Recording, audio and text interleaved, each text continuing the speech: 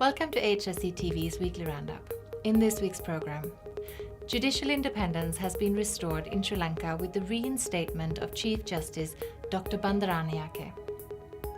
Bangladesh paramilitary agency chief argues for extrajudicial executions. 2 Kachin teachers have been tortured, sexually assaulted and murdered near a military camp in Burma. A group of miners were tortured and one had his leg broken by the police in Dang municipality in Nepal. AHRC's Basil Fernando delivers keynote address in Good Governance meeting in Kandy, Sri Lanka. Welcome to AHRC TV's weekly roundup. I'm Josephina Bergsten. We start with encouraging developments in Sri Lanka. Dr. Shirani Bandaranayake, who was unlawfully impeached and sacked by former President Mahinda Rajapaksa, has been reinstated as Chief Justice of Sri Lanka, while the illegally appointed Chief Justice Mohan Peiris was removed from office. This week, Dr. Bandaranayake returned to the Supreme Court after a 2-year absence and was warmly welcomed by all the judges of the Supreme Court as well as other courts. People, including many lawyers, gathered at the Supreme Court to welcome the reinstated Chief Justice. Due to obstacles created with the promulgation of the 1978 Constitution, independence of the Supreme Court of Sri Lanka was constantly undermined until the Rajapaksa regime finally completely ended the independence of the judiciary by illegally removing Chief Justice Dr. Bandaranayake in January 2013. The former Chief Justice Mohan Peiris, who was appointed to replace Dr. Bandaranayake, was a close family friend and political ally of former President Rajapaksa, and cooperated closely with the president's illegal dictatorial schemes, even when it blatantly contradicted all legal norms. The incumbent president, Maithripala Sirisena, who assumed office after ousting Rajapaksa in the January 8th presidential elections, had vowed to restore Sri Lanka's democratic structure, including the independence of the judiciary. The Asian Human Rights Commission yesterday released a statement congratulating the new government for having the political courage to take this important historical decision and concluded, "Now a new age opens with great possibilities for the recovery of the independence of the judiciary and for the fight to protect and uphold the rights of the people." There are now reports that Dr. Bandaranayake is planning to resign shortly after her reinstatement. Sources claim that her chief concern was to be cleared, and now that that appears to have been completed, she wishes to step aside. AHRC TV will have more detailed reporting on this and other facets of Sri Lanka's transformation next week. Next, over to Bangladesh. The Director General of Bangladesh's paramilitary force, the Rapid Action Battalion, Benazir Ahmed, appears to have publicly argued in favor of committing extrajudicial executions. Here is what he said in a January 25th briefing. বিচার যদি বহির্ভূত হয় তাহলে বিচার অন্তর্ভুক্ত হত্যাকাণ্ড আছে, সেটি কোনটি? বাংলাদেশে কোনো বিচার বহির্ভূত হত্যাকাণ্ড নাই। বাংলাদেশে যেটা হচ্ছে, আমরা পুলিশের কাছে অস্ত্র দেওয়া হয়েছে কেন? ওয়াই? অস্ত্র কি করে? অস্ত্র is not a stick, it's a dangerous thing, it kills. সেটি why it is given to the police, law enforcers. আইন শৃঙ্খলা বাহিনীকে কেন অস্ত্র দেওয়া হয়েছে? হাডুডু খেলার জন্য, ডাডাগুলি খেলার জন্য? যদি সমস্যা হয় জননিরাপত্তার জন্য তারা গুলি করবে। গুলি করলে কি হবে? নিশ্চয়ই মানুষ মারা যেতে পারে। একটি গোষ্ঠী, একটি সংঘবদ্ধ মহল দেশে বিভিন্ন জায়গায় অশান্তি সৃষ্টির চেষ্টা করছে। আমরা জনগণকে সঙ্গে নিয়ে যাতে করে এই নিরাপত্তা ব্যবস্থা সুসংহত করতে পারি এবং দেশের মানুষ শান্তিপূর্ণভাবে বসবাস করতে পারেন সেজন্য চেষ্টা করে যাচ্ছি। Director General Benazir served in the UN peacekeeping mission in Bosnia and Kosovo and as the Dhaka Metropolitan Police Commissioner. He is now the head of the Rapid Action Battalion, or RAB, which has gained a reputation as the official death squad of the state of Bangladesh. Less than 2 weeks ago, he made similar remarks in a public meeting. This year alone, at least 9 people, including 2 women, have been disappeared and 7 men extrajudicially murdered after being detained by personnel from the detective branch of police and the RAB, as well as the joint forces, which comprises police, RAB and border guards officers. The 7 victims of extrajudicial execution were originally disappeared as well, remaining missing for days or even weeks before their bodies were discovered. Law enforcement agencies' version of event in each of these cases are, quote, unidentified terrorists killed in gunfights. The government of Bangladesh, including the Prime Minister and other senior ministers, is publicly asking law enforcing agencies to kill members of their political opposition amidst the political crisis in the country, while the opposition is demanding free, fair and inclusive election for all parties. In this context, Director General Benazir's comments suggest that he sides with the current government and he intends to continue to use the RAB as a violent agency of suppression. And now to Burma, where 2 young teachers have been tortured, sexually assaulted and murdered. The 2 women were volunteer teachers for the Kachin Baptist Church, serving in a village near a conflict area between the Burmese army and the Kachin armed group in northern Shan state. The 2 women were found dead in their rooms at the Baptist Church in Kanka village in the morning of January 20. Maran Lura and Tangbao Kon Natsin, 21 and 20 years old respectively, had been volunteering for 2 years before they were killed.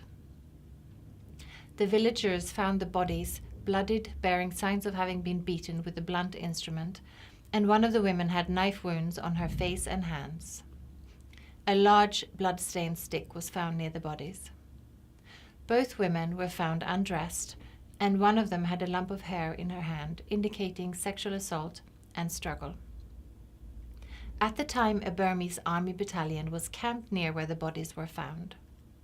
Their proximity and their reputation for similar acts in other conflict areas have led to the suspicion that they were involved in the attack. ကျွန်တော်တို့အနေနဲ့ဒီကိစ္စမှာတော့တက်သေးထောက်ထားခိုင်ခိုင်မာမာကြီးဆွဲပြနိုင်တဲ့အခြေအနေမျိုးတော့မရှိပါဘူး။သို့တော်လည်းပဲဖြစ်ခဲ့ဘူးတဲ့အတွေ့အကြုံတွေကြားခဲ့ရဘူးတဲ့အတွေ့အကြုံတွေရတော့ဒီတိုင်းရင်းသားဒေသတွေမှာဖြစ်ပွားခဲ့တဲ့ဒီအာဓမ္မပြုခြင်းမှုလူသတ်မှုမဒိမှုစတဲ့ဓမြမှုကိစ္စရပ်တွေမှာနေမြေကန်တွေကလောက်တာသိမရှိပဲနဲ့ဒီတမတော်စစ်ကြောင်းနဲ့တမတော်စစ်ကြောင်းလက်အောက်မှာပါလာတဲ့တပ်သားတွေကကျူးလွန်ကြတာများတယ်ဆိုတာကိုကျွန်တော်သိရပါတယ်။ဘာဖြစ်လို့လဲဆိုတော့ကနေမြေကန်ဒေသကန်အနေနဲ့လောက်တယ်ဆိုလို့ရှိရင်လည်းမကြခင်မှာပဲဒီကိစ္စပေါ်ပေါက်လာမှာဖြစ်တယ်။ဒီလောက်အထိနှုတ်ပိတ်ပြီးတော့တတ်သွားစရာလိုတတ်သွားရေးတဲ့လူလည်းမရှိဘူးလို့ကျွန်တော်သိတယ်။ဒါဘာဖြစ်လို့လဲဆိုတော့ဒီရရွာအတင်းမှာအချင်းချင်းချစ်ခင်ရင်းနှီးမှုတတ်နားလည်မှုဒါတွေတိဆောက်ထားတဲ့အခါကျတော့ဒီလိုမျိုးရဲဆက်ဆက်အာဓမ္မပြုခြင်းမီလူတတ်တဲ့အထီးတော့ဒေသခံတွေကမလုပ်ဘူးလို့ကျွန်တော်ကိုယ်တိုင်နားလည်တယ်။ရရှိတဲ့သတင်းအချက်တွေဒီရလဲဒေသခံတွေကျူးလွန်တာမဟုတ်ဘူးလို့ကျွန်တော်တို့ခိုင်ခိုင်မာမာသိရတယ်။ Over to Nepal. The police in Dang municipality tortured 16-year-old Prakash Garti Magar to the point of breaking his right leg. The incident started with a fight between 2 groups of teenagers during a festival on December 31st at a local school. During the scuffle, Prakash's leg was broken and he was seen by a doctor the next day. On January 18th, police came to his house to arrest him and asked about the whereabouts of his friends. One of the police officers put a gun to his head and threatened to shoot him. After he gave them the information, police kicked him 6 times on the same leg that was injured until the leg broke again. All Prakash's friends were also subsequently arrested and beaten by a police officer. They remain in custody, although no reason for their arrest nor arrest warrants have been provided. In spite of repeated national and international calls, the government of Nepal has failed to stop police torture. Torture remains a standard tool for investigation in Nepal's police stations. The AHRC urges the government of Nepal to criminalize torture and pass the pending Anti-Torture Act. Basil Fernando, Asian Human Rights Commission's Director for Policy and Programme Development, was the keynote speaker at a public discussion this week in Kandy, Sri Lanka. The discussion centered on good governance and rule of law and was organized by the civil society organization Citizens Front. The event was attended by a large group of people, including a former High Court judge, lawyers, academics, and civil society representatives. AHRC TV brings you excerpts from Basil Fernando's keynote address. ප්‍රායෝගිකව ගත්තාම යහපාලනය සාර්ථක කර ගැනීමට නම් මේ අවස්ථාවේදී අනිවාර්යයෙන්ම ඉස්ත කරගත යුතු කාරණා තුනක් තියෙනවා. අපේ අධිකරණය අපිට යහපාලනයට යටත් වුණු යහපාලනයට උදව් කරන යහපාලනය ඉදිරියට ගෙනියන යුක්තිය හා නීතිය රකින සංස්ථාවක් බවට පත් කරගත යුතු වෙනවා. පත් කරගත යුතු වෙනවා කියනකොට අදහස් වෙන්නේ ඒක එහෙම එකක් නොවන බවට විශාල පරිමාණයෙන් ඒකේ තියෙන එසේ කර ගැනීමට අඩුපාඩු සහිත සංස්ථාවක් බවට පසුගිය කාලේ පත් වී තිබීම. මම හිතන්නේ ඒක කිසි කෙනෙකුට අලුත් අදහසක් නෙවෙයි. නමුත් මේක මෙතනදී අපිට යහපාලනයකට යන්න බෑ. දැන් තියෙන මේ අධිකරණ ක්‍රමයක් මේ තියෙන අධිකරණේ වහලා තියෙන තැන් විශාල වශයෙන් යටපත් කරලා තියෙන තැන් විවෘත කරගත්තේ නැත්නම් අපිට යහපාලනයට යන්න බෑ. ඒ නිසා යහපාලනයේ අදහසට ඡන්ද දීලා යහපාලනයේ අදහස සාක්ෂාත් කරගන්න වාජන වූ ඔබතුමාලා මේ කාරණාව ගැන කල්පනා කරන්න ඕනේ. ප්‍රායෝගිකව අපි මෙතනදී අපිට බාධාවක් අධිකරණය අපිට බාධාවක් වීමට ඉඩ දෙන්න බෑ. අධිකරණය අද ඉහළම මට්ටමටම ඒ තත්ත්වයට පත් කළා. ඒ පත් කිරීම පටන් ගත්ත 78 නෙවිල් සමරකෝණ මහත්මයාට හා ජයවර්ධන අතර ඇතිවෙච්ච විශාල අර්බුදය අපි දන්නවා. ඒ අර්බුදයේදී උපරිම මට්ටමක තේරුම් ගියදා නෙවිල් සමරකෝණ අතීතයේ හිටපු නීතිඥයා පස්සේ මේ මගේ යාළුවා කරන්න යන දේ අවබෝධ කරගත්තා. එයා යාළුකම් අතහැරලා දාලා ඊටාම නිර්භීත ආකාරයකට සටන කෙනියන්න හැදුවා. මේක ඒ කාලෙදිම නතර කරගන්න. නමුත් බලය වැඩි උනේ අධිකරණයට නෙවෙයි විධායකයටයි.